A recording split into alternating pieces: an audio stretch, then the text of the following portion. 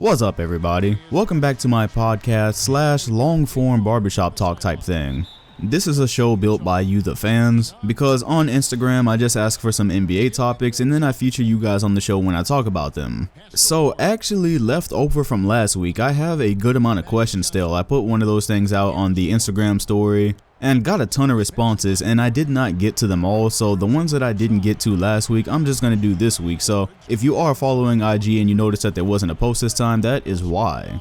So without wasting any more time, let's go ahead and get into the first question. And this question comes from Truth128, and he asked, what if LeBron never left Miami? And that just happens to be one of my favorite what ifs, because it is something that when I was actually living through this period of time, I didn't think LeBron was ever going to leave Miami. And back in 2010 when they first teamed up, we all assumed, especially because of what they said about the championships, we all assumed that, wow, this was a really long-term thing. So I remember it all happened so fast. Like, you get to that free agency year, then all of a sudden you hear these rumors that, oh, LeBron might go back to Cleveland. And then you see this serious report that it's actually imminent, and then it just happened like that. So what if he had just done what we expected though? He re-ups with the Miami Heat. All three of them work out their contracts so that they can get a good supporting cast around them, get a better supporting cast, because obviously what they brought into the 2014 finals wasn't cutting it any longer. What would have happened? Well, I'll tell you right off the rip, it would not have been anything positive for LeBron and his legacy for a couple of reasons. First of all, he knew as well as anybody that he needed to go back to Cleveland and finish what he started, finish what he promised, because they didn't leave on good terms. He said himself he regrets how they handled it, or how he handled it. And of course, the whole story about him being from that area and bringing a championship there, it was something that really needed to happen to kind of solidify his legacy. So not going back there to win any more championships, of course his legacy is nowhere near as strong as it currently is. But also think about the fact that LeBron James staying in Miami does not stop Chris Bosh from going down with the blood clots. That's a problem that occurred after LeBron James left, and with him there, that does not change. So you have to look at how strong is a roster with 2015 and forward Wade paired with LeBron James, because Wade was only declining. I can tell you from some background knowledge that who the Miami Heat were looking at this summer, I believe, was Pau Gasol, Luol Deng, and for some reason I remember Carmelo Anthony's name in that cohort, but I'm not really sure how that works in 2015. But I do know that Gasol was a free agent, and yeah, they were looking at that. But no matter who they would have got, they would have just been support pieces for the big three. Pat Riley would have retooled the big three to make a run, not just LeBron James and Dwayne Wade. Now, with that being said, this is still the Eastern Conference. That year in 2015, LeBron James made the NBA Finals with Kyrie Irving in and out of the lineup and Kevin Love missing everything after the first round. So consider that Dwayne Wade was one game away from the Eastern Conference Finals in 2016, I believe, because Chris Bosh was no longer there. If he was able to make it that far without LeBron James, and this is the Eastern Conference we're talking about back then, I still think he probably makes the finals for a pretty long time. Definitely immediately in 2015. But going forward, that gets really confusing, right? Because they're still going to be seeing the Golden State Warriors. Dwayne Wade is getting older, and I'm curious about what type of contracts LeBron James would have re-upped with. Because we know just historically he likes to keep his options open. Before the LA contract, he was only signing them like a couple of years at a time, or he had an option where he could opt out. So he never tied himself down for too long. So I have to think that if he re-up with Miami, he signs a contract that gives him an option to get out of that situation once it's clear that Chris Bosh is not coming back. And so I actually believe, now that I've brought that up, I kind of think that it would have just happened, the Cleveland reunion.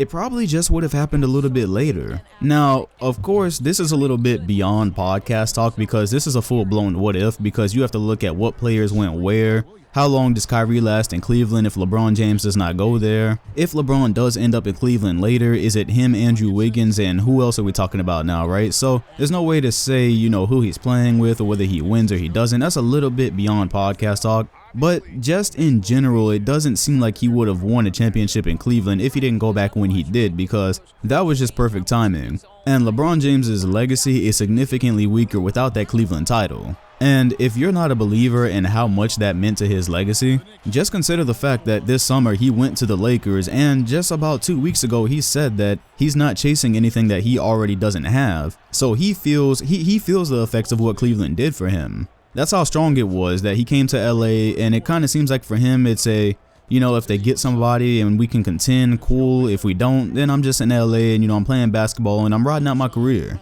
So yeah, this definitely deserves an expansion into like a video or some kind of article or whatever, because in any what if scenario, it's like dominoes. They fall one way if one thing happens and they fall a different way if something else happens. So maybe I will look at that in the future. Okay, so today's questions actually do have a lot of LeBron James content, but I'm going to break it up. I'm not going to do them in a row. This next question is from Bayou. I'm hoping I'm pronouncing that right. And it says, does Rajon Rondo have a case for the Hall of Fame? Good one, because that is a video topic that I have written down for the future. I haven't gotten to it yet, but the future title of that video is when Rondo was a Hall of Famer, because there was actually a time where he was considered a surefire Hall of Famer, and it's when he was playing with the Boston Celtics Big Three. I remember a very specific segment from NBA TV where they were talking about the Celtics, and one of the guys says 4 Hall of Famers, like referring to the team. And then that went into a small discussion about, wow, do they really have 4? And they were like, yeah, Rondo's probably going to make it. Like, it, you know, all he has to do is just keep doing what he's doing, because that's what Rondo looked like back then. But his career took a sharp turn pretty much when he tore his ACL, because when he tore his ACL in 2013, and a lot of people don't even remember that happened. That was the last time that he played with the Celtics, you know, the veterans of the Celtics, Kevin Durant, Paul Pierce. After that, they were traded, and then he came back to Boston for like a little bit of that season, and then he was traded to the Mavericks. The whole Mavericks thing devolved really quickly because I guess he didn't get along with Rick Carlisle, or he didn't like the play style over there. He has a small stint in Sacramento where he actually leads the league in assists, which a lot of people don't remember. It was 11.7, and that was tied for the most assists he had averaged in his career, and that goes back to 2012. Spends a minute in Chicago where nothing really works out and he gets hurt in the playoffs. Goes to the Pelicans last year where he has a relatively successful playoff run, and now he is in LA, so he's been pretty much a journeyman. That's a total of 5 teams since he played for the Boston Celtics. But the short answer to your question is no. At the moment, Rondo is not a Hall of Famer because there's just not enough to put him there. Like, put it this way, people who really love basketball, people who really watch it, they understand what a point guard Rondo actually is. He's not as bad as the whole journeyman tag would have him seem, because when you think about journeyman, you think about role players. But Rondo is proven, especially always on those nationally televised games, on the playoff games, he's always showing up and doing something great. But because of the way his career has went, I just don't think 4 All-Star appearances and 1 championship, which he was not the Rondo that we really came to know for, I just don't think that's going to do it. He's only ever made 1 All-NBA team in his whole life. That was the All-NBA third team in 2012. And then after that, his all-league accomplishments are all defensive squads. There's just not enough there, though. I think specifically his decline from what he was in Boston was a bit too steep too fast, because that was the big conversation back then, right? People were wondering, well, what is Rondo going to look like when he doesn't have KG, Pierce, and Allen there, when he's not dishing to them all the time? And from the outside looking in, that's really what it looks like. That's back when we used to call them the Big Four, and then once they went away, that was around the time that you stopped hearing of Rondo as like this premier all-league point guard. But from around 2009 to around 2013, yes, for those years, he was starting to become, and he was a Hall of Famer. That's where you could see Rondo being a Hall of Famer. He was racking up assists like crazy. Like, I think in the beginning of the 2011 season, he was setting records with how many assists he was dropping. He did something really difficult too, you know, he inserted himself into the Ray Allen, KG, Pierce, that thing that they had going on with the Big Three. It didn't start off as a Big Four, you know. It was a Big Three in 08, then KG went down in 09 and Rondo had an increased role. Then by the time you got to around like the 2010 finals, it had become pretty clear like, man, this is now a Big Four, especially once KG started to slow down a bit. That gave Rondo a little bit of a push to be able to come in and take over just a little bit more. So by 2011, it was a full-on Big Four. But for Hall of Fame, you've really got to have something, right? You've got to have some kind of crazy stats accumulated, or some all-NBA team selections, titles that you were actually, you know, you had more of a role in, which I'm not saying he did not have a role in the 08 title. He definitely did. Anybody who watched knows that 2008 Rondo was not 2010 Rondo. Those aren't the same thing. They win the title in 2010, and now we're looking like, okay, maybe? Yeah, no, not even maybe. That gives him a way better chance. But there's just really not that much to back up an argument around him being a Hall of Famer. And if anyone follows me elsewhere, you might say, oh, well, you say Iguodala's going to get into the Hall of Fame, so how does that happen? Because he only made like 1 All-Star team in his career, and he's been a role player on his championships. That's because Iguodala is a a very isolated case. He's a very isolated, very special case. Right place at the right time with the Warriors, where he will probably end up with this will be his 4th NBA title. So he'll have 4 championships probably, a finals MVP, all-star selection, the Team USA gold medal. You see how his accomplishments all come from different angles, so no, Iguodala was never really that guy. But due to what he has accomplished, and especially with the finals MVP, I think that kind of puts it over the top. It would be kind of impossible not to put that resume in the Basketball Hall of Fame. Alright, so moving back to some LeBron talk, Dalbor asks, how would LeBron be viewed if he won the 2011 finals? Yeah, and this is one that is nowhere near as cut and dry as it may seem. Like, check it out. If LeBron, or if the Miami Heat would have won the 2011 finals, there's no doubt that Dwayne Wade would have been the finals MVP. Well, okay, at least with the body of work that we've seen. That's where it gets confusing, because for them to have made it to a Game 7, LeBron would have probably had to play better, so his stats probably wouldn't have looked so poor for, relative to what we were used to with him. They wouldn't have looked so bad, maybe if they made it that far, or who knows, maybe Dwayne Wade had a superhuman performance like 06 and pushed them over the top, I don't know. But from what we have to work with, because most of that series was already done by that point, Dwayne Wade gets the finals MVP. One of the things that people who advocate really hard for LeBron say is, especially when they're putting him up against a Kobe Bryant, they say, well, LeBron James was the best player on all his championship teams. He was the finals MVP for all of them. So it kind of has there's two things going, because on one hand, the Miami Heat would have definitely three-peated then, right? Or would they have? That's another interesting question, because that summer, it was because they lost that series that Dwayne Wade went to LeBron and said, okay, you know what, we're going to go ahead and make this your team. I'm going to take a back seat and you do what you got to do, and I'm here to support you. If they won the way they did in 2011, does that ever happen? And if okay, yeah, it probably still happens because Dwayne Wade's knee and the surgery, so just by default, he probably starts to decline. But I don't know, because that was a really important step in the evolution of their team and then becoming how dominant they became. So then that makes it confusing as to whether they become the three-peat champions, because winning in 2013 not only required LeBron to be as great as he was, but it required just a tiny little bit of luck considering the Game 6 situation. But let's just go with the version of history that we have. That's the easiest. If there's a three-peat, LeBron James now has 4 NBA championships, 3 finals MVPs. And you know what? The thing is that winning cures everything. And regardless of him being finals MVP or not, having a 3-peat under his belt and having 4 titles, there's no doubt that that bumps up his greatest of all time case. And I'm just a little bit hesitant here because, this new way that people talk about basketball, I'm not even sure if he's better off the way he is now, where he has 3 rings and all of the finals MVPs are his, or if he would have been better off playing poorly in 2011 but still being able to crank out that title. But just considering the way that his career ended up turning out, it's hard to imagine that another championship does anything but help him, to be honest. Alright, next up we've got some KD questions. Chris is asking, would KD have won a championship if he decided to stay in OKC?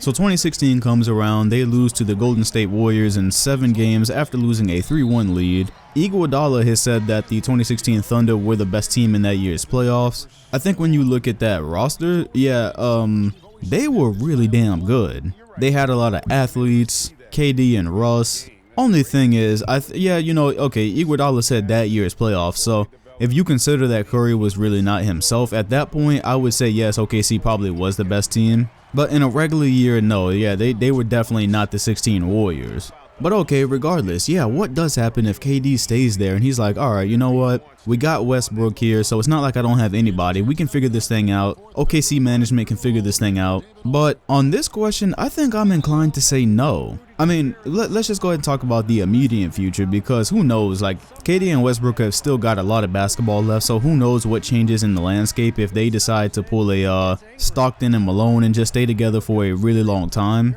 Who knows, but in the immediate future, do they ever get past Golden State? Again, people, they look at what Curry did in the game against Portland when he first came back, and they just assume that Curry was himself when he was not. There was a stat I read that showed where Curry was taking his shots before he sprained his MCL and where he was taking them after. And believe it or not, he took a lot more threes after he sprained that MCL. He was one of the best finishers in the league that season, but he wasn't going in nearly as much, wasn't cutting the same. That was not unanimous MVP Curry that played against the Thunder that year, and the Warriors still found a way to pull that out. So assuming health, They couldn't pull that out against that Warriors squad. You know the Warriors would have went and got better. If they hadn't got KD, they still would have went and got better because their management has showed a hunger to just continue to improve. And then they're probably a bit more attractive than OKC for free agents and all that. I don't know if Westbrook and KD would have ever even gotten past them. So for this, I'm going to say no, because people have, maybe they've forgotten how good the Warriors were before they got Kevin Durant, and when they were totally healthy that season. They were only taking like 3 quarters to beat certain teams. Steph Curry was on the bench by the 4th, so it's hard to imagine a team like that doesn't just continue to improve and continue to be at the top of the Western Conference. And I think that is a nice segue into this next question. I am two-faced. He asked, why do people hate on the Warriors? They play basketball, or the basketball they play is very beautiful. I mean, this one's kind of obvious. I'm not going to give the whole righteous answer. The NBA as a whole, well, let's just go ahead and say the NBA playoffs. The NBA playoffs are just not as fun with them around. I specifically remember Game 7, the night of Game 7, OKC versus the Golden State Warriors. And I remember typing out a post on Instagram. I was like, whatever happens, I'm so happy to keep seeing, because that was before I thought Kevin Durant was going to actually go there. I kind of thought he was just going to stay in OKC, so I was like, I really want to see more battles between these guys for years to come. That's what I expected was going to happen, because it was a lot of fun. We haven't had a playoffs like that since 2016, because that was so suspenseful, seeing who was going to make it and seeing who was going to come out on top. And yeah, I don't really need to spin long here. Basketball is just really not as fun with him around, because even this year, right, we can look at all these storylines and LeBron in LA trying to make the playoffs and Kawhi Leonard with the Raptors, who's going to make the finals out of the East. It's all very fun, don't get me wrong, I'm tuning into all these games, but it would be so much better if we had this Eastern Conference this year with 4 really good teams and truly, genuinely believe in our heart that they all had a chance to win an NBA championship. Because right now is the assumption is they run into the Golden State Warriors, who now have DeMarcus Cousins. And come on now, even with the year that Giannis is having, and I just saw some stat yesterday about how they have like the highest point differential, or one of the highest point differentials ever for a team in the Eastern Conference. They're up there with like the Bulls, the Dynasty Bulls type point differential, so that's crazy. And we still don't expect that they could take Golden State down. So I think it's because, you're right, the basketball they play is very beautiful, but that's really the only thing that you can enjoy when the Warriors are around. Because I enjoy that. That's where I found my enjoyment, when I have to watch the Warriors and I have to watch them in the playoffs. I'm just like, okay, I know this is more than likely going to devolve into a blowout. Whatever series I'm watching is probably not going to be close. So I just look at how they move the ball, how the players like Thompson and Curry move without the ball, Kevin Durant pull-ups. It's very, very gorgeous basketball. But that's the only thing there really is. That's the only thing there is to admire or to be excited about. That's why people want to see this dynasty fall so much. They want KD to go somewhere else so we can feel and have that feeling that we had in 2016. That's the last time any of us remember the playoffs being interesting and suspenseful. Time is passing. This is going to be 2019. It's going to be the 3rd straight postseason where it's just like, yeah, I'm going to watch it and I love postseason basketball, but bearing some crazy version of this story, we know how it goes. But we don't know how this story goes. This one where Sam is asking, what team could KD join to legitimize his legacy? And if you follow me, then you already know my pick for this is the Knicks. And I'm looking at it in terms of where he can realistically go this summer. Because of course we think, oh well, what if he went back to OKC and won a championship there? Yeah, well, the money doesn't really work out on that right now, especially not after he says he wants like as much money as he can get. So probably not going to be any LeBron James Cleveland type reunions there. But yes, he does need to legitimize his legacy, and he knows that. That's why he's so defensive about it. On one hand, you can say, oh, who are all y'all saying this? Why does your opinion matter and all this? But he knows it. He knows what he needs to do, okay? The way he acts, the way he responds to media, the way he responds on Twitter, he obviously shares the same opinion. And yeah, I think the Knicks are perfect for it. They have the slots to build a good team around them, or, get him some superstar help. New York has not seen a championship since the 70s. It's the mecca of basketball, a huge market. They've had very little success in a very long time. Yeah, going there, if you're not ever going to end up back in OKC and leading them to a title, then the next best thing is to go to New York and win them a title. Then you'd be doing something that nobody's done. Nobody's done in the modern era anyways. And for him as a basketball player, that's the last thing that he has to do, right? Because I think we can all agree, if you take all the bias out and you just look at his talent as a basketball player, he's one of the most talented ever. Like, he's up there in that top 10, top 5 range when you talk about just pure talent. A 7-foot guy with all those skills? Oh yeah, of course, that's ridiculous. So now you've got an MVP award, You went to Golden State and you've been kicking ass in the finals. Like, I saw this tweet that had all his final stats laid out and they're eye-popping, but to a lot of people, they're not that respectable. It's like you're doing this on a team where you have so much space to operate and nobody can really just game plan for you. So if anything, yeah, your stats should look like this with how talented you are and how talented your teammates are. Amazing numbers, but yeah, they really should look that way.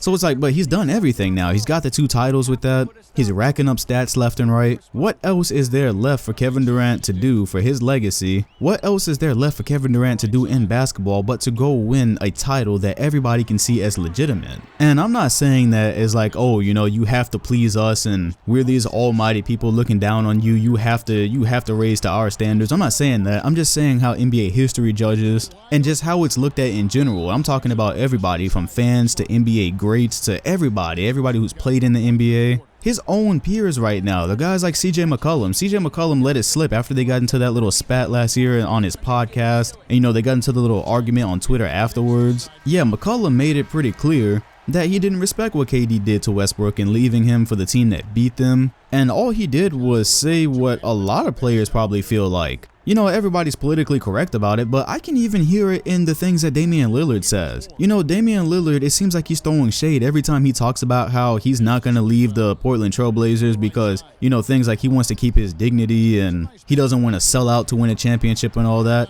His statements to me have all seemed pointed. Every time he's talked about not leaving Portland to join a super team, they always seem pointed towards what's going on in Golden State. So I think that's when it really starts to matter to players. Like they get on this pedestal and they always say they don't care what the media thinks and fans and all that. But when your own peers start to look at you funny, that's when they feel like they have something to prove. I've been reading about Steph Curry. That's the one thing that has driven him to so much greatness, you know? The fact that he was so good in 2015 and then he won the MVP. And then that summer, his colleagues went and they took on James Harden instead. They voted him the actual MVP. Then what did he do? He shut that shit down the next year. He came back, he was unanimous MVP. So that type of stuff drives them. And we know as fans, we're not the only ones that feel this way about Kevin Durant. We know other players feel this way too. So all the signs are there for him to go win a legitimate title. And I think, again, he's not going to take a pay cut to go to OKC. Wouldn't make any sense to go play with LeBron in LA if you're trying to legitimize a title. For Kevin Durant, that wouldn't make sense. So yeah, right now I see the Knicks. And the last question is about LeBron. And Aiden is asking, would the Lakers be better with Paul George instead of LeBron? No.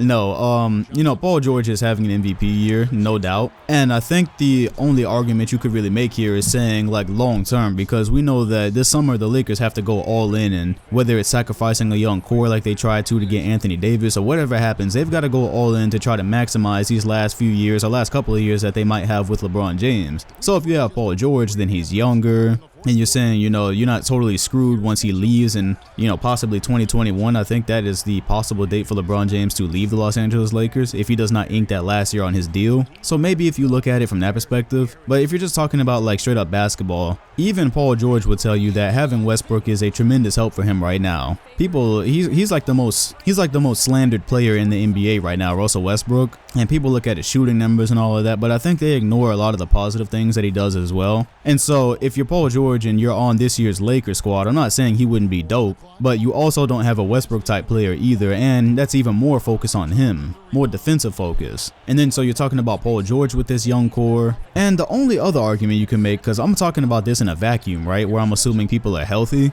Paul George hasn't had any kind of major injury this year, whereas LeBron James missed an entire month or so with that groin injury. So then I guess there you could talk about like, well, what if they had PG and, you know, he doesn't miss that month or whatever. But I'm just looking at the bigger picture, and LeBron James is still that guy, okay? I get with the injury, and, you know, in the first half of the Houston game last night, or actually this comes out on Saturday, so that was on Thursday. In the first half of that game, he was looking kind of lackadaisical. He wasn't really looking on. But I fell asleep on that game and I woke up and they came back and won. And LeBron James, he definitely did have his he had his playoff mode activated. So let's not start to forget how great that man is already, just because I know that out of sight, out of mind thing can happen. He can look a little bit sloppy after the injury, but let's not forget, Lakers were a top 4 Western Conference team when LeBron James was healthy and they were rolling and figuring things out, and when the whole team was healthy. So that groin injury and of course everything else that happened, that really makes it difficult to give a reading of what this Lakers team actually was or what they actually are.